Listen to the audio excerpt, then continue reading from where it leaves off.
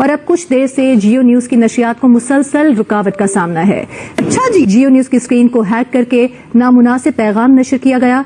अच्छा जी, इस सूरत हाल का जियो न्यूज से कोई ताल्लुक नहीं है। अच्छा जी, जियो न्यूज हुकाम से दरखास्त करता है कि सूरत हाल का नोटिस लेकर फौरी कार्रवाई की जाए और जिम्मेदारान को इंसाफ के कटहरे में लाया जाए। अच्छा जी, साइबर अटैक पाकिस्तान के ऊपर किया गया है, पाकिस्तान के न्यूज चैनल्स के ऊपर किया गया है, पाकिस्तान के कुछ अहम जो वेबसाइट्स हैं उनके ऊपर किया गया है, और जो लोगोज लगे हुए हैं या जो तहरीर वहां पर लिखी हुई है वो दुश्मनों के लोगोज हैं, और उन्हीं की तरफ से वो तहरीर हैं जो उनकी एजेंसीज की तरफ से पाकिस्तान के ऊपर अटैक करने के बाद वो जुमले, वो लाइंस लिखी हुई हैं।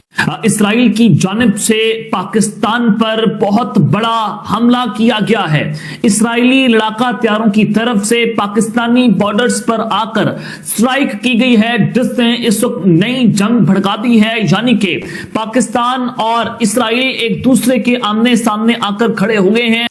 पाकिस्तान तो हमेशा से एक दोगला मुल्क रह चुका है, and just to let you know, as an Indian panelist born and raised in Saudi Arabia, मैं कतई पाकिस्तान की अवाम के खिलाफ नहीं हूँ। मेरा आधा खानदान पाकिस्तान में बसा हुआ है, बहुत रिश्तेदार है, but that being said, Pakistan में ना कोई लीडरशिप है, ना कोई जो ये इस्लाम का पर्चा लहराते हैं। ऑनेस्टली पाकिस्तान इस्लाम के नाम पे धब्बा है। ईरान को उसने कहा था कि हम बनने नहीं देंगे, और पाकिस्तान को हमने किसी न किसी तरह तबाह करना है कि उसके पास ऑलरेडी है। मुख्तलिफ वेबसाइट्स पर भी साइबर हमलों की इत्तलात हैं। पाकिस्तान की मुख्तलिफ वेबसाइट्स को भी हैक कर लिया गया है। टीवी चैनल्स और वेबसाइट्स पर दुश्मन मुल्क की जानिब से साइबर हमले किए गए हैं।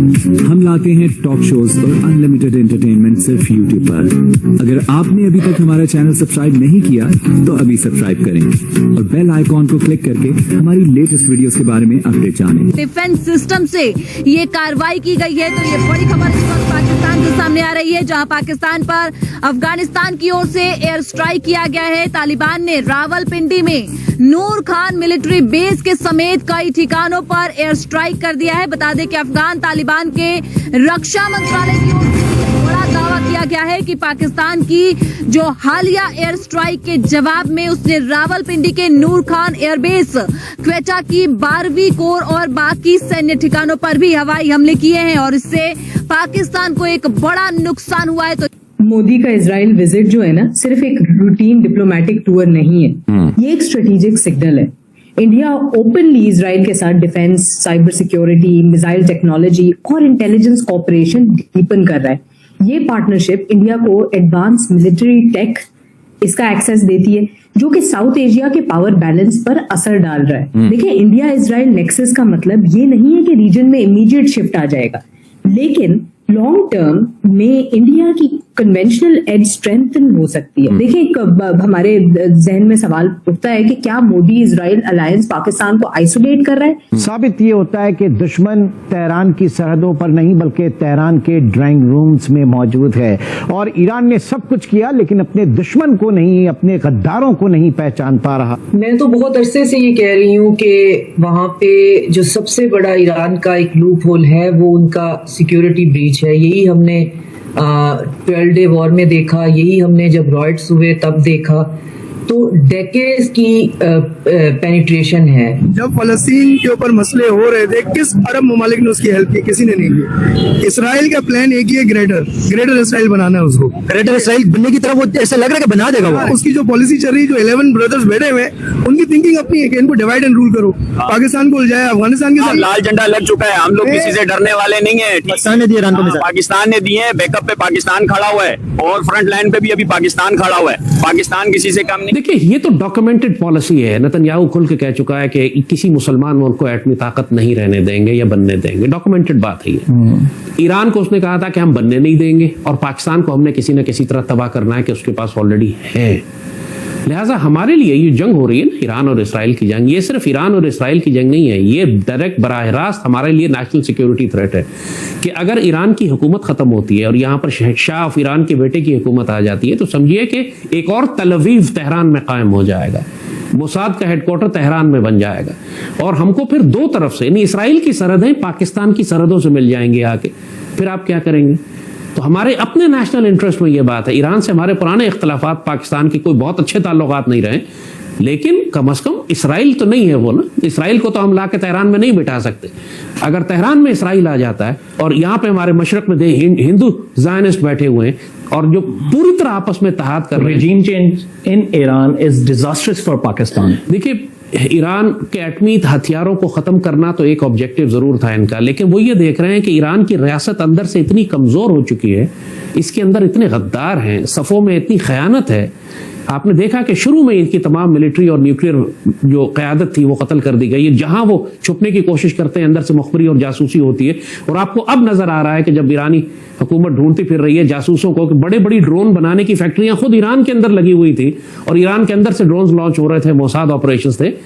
جب یہ لیول پہ غداری اور خیانت ہو تو ریاست یہ دشمن کو یہ اپرچونٹی لگتی ہے کہ وہ رجیم چینج کر سکے.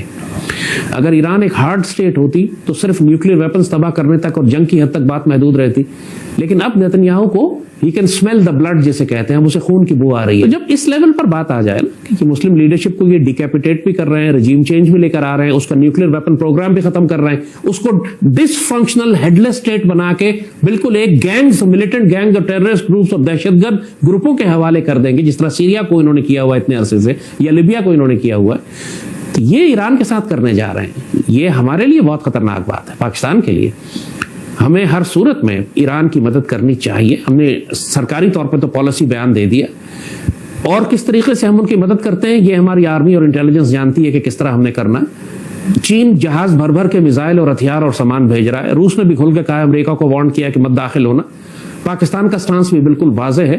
ہم نے ملیٹریلی ان کی مدد کی ہے یا نہیں کی, اب نہ بھی مجھے معلوم ہے, نہ ایران نے ایکنالج کیا کہ یہ بہت امریکن اور اسرائیلی میڈیا اور انڈین میڈیا بہت زیادہ پروجیکٹ کر رہا ہے کہ پاکستان جو ہے وہ ایران کی ملیٹریلی بھی مدد کر رہا ہے, اور پاکستان ایئر فورس نے اسرائیلی جہاز مار کر گرائے. یہ ڈس انفارمیشن ہے, ہم نے نہیں کیا ایسا, ڈس انفارمیشن ہے, لیکن یہ پورا اسرائیل اس لیے شور مچا رہا ہے اور انڈیا شور مچا رہے ہیں تاکہ پاکستان اور امریکہ کے درمیان ایک جنگ کروا دی جائے. وائی اسرائیل وانٹ کہ امریکہ اور پاکستان کے جو تعلقات خراب ہوں, وہ جسٹ بیکاز کہ ہم نیوکلیئر اسٹیٹ ہیں. اور یہ اسرائیلی کھل کے کہہ چکے ہیں, نیتنیاہو کھل کر کہہ چکا ہے, ایز اے پالیسی اسٹیٹمنٹ کہہ چکا ہے کہ اسرائیل کا سیکیورٹی زون دریائے سندھ تک پھیلا ہوا ہے. آپ دیکھیں دریائے سندھ تک وہ تقریباً پہنچ گئے ہیں یا پہنچنا چاہ رہے ہیں.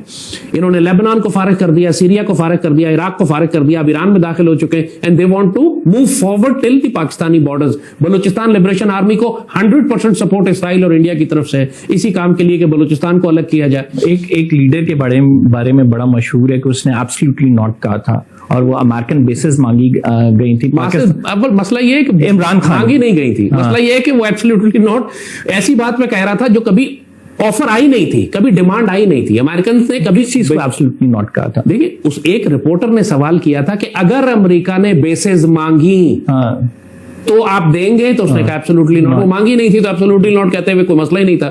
تو مانگتے تو پھر پتہ چلتا. لیکن پھر بھی do you think it's a courageous act? یہ کریجیس ایکٹ تھا. یہ خالی ایبسلیوٹلی ناٹ کہہ دینا کریجیس ایکٹ ہوتا ہے جب آپ کو پتا کوئی رسک ہی نہیں ہے اس کا. کریجیس ایکٹ اس وقت ہوتا کہ جب مودی نے آرٹیکل 370 وائلیٹ کر کے کشمیر پر قبضہ کر لیا. دیٹ واز دا مومنٹ جب تم نے کہنا تھا کہ we are declaring war on India. اس وقت ہی کہتا ہے کیا میں حملہ کر دوں, میں کلبھوشن کو اگلے دن واپس کر دیا.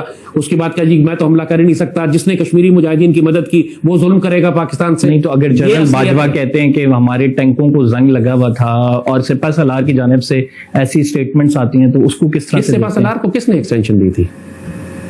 عمران نہیں دی تھی نا. فیض کو ایکسٹینشن کس نے دی تھی؟ فیض کو چیف کون بنانا چاہتا تھا؟ عمران بنانا چاہتا تھا. آج فیض جیل میں کورٹ مارشل کیوں ہو رہا ہے؟ اس کا غداری کی وجہ سے کورٹ مارشل ہو رہا ہے نا. پاکستان کو بٹریل کرنے کی وجہ سے کورٹ مارشل ہو رہا ہے. کبھی پاکستان کی تاریخ میں آپ نے دیکھا ہے کہ ایک D G I S I کا ریٹائرمنٹ کے فوراً بعد کورٹ مارشل کر دیا جائے؟